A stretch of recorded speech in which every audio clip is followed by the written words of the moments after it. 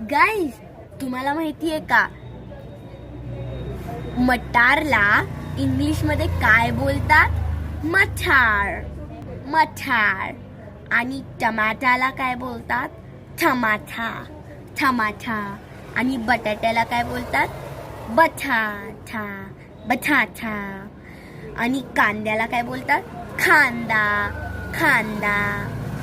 अजून काकडीला काय बोलतात? खाकडी.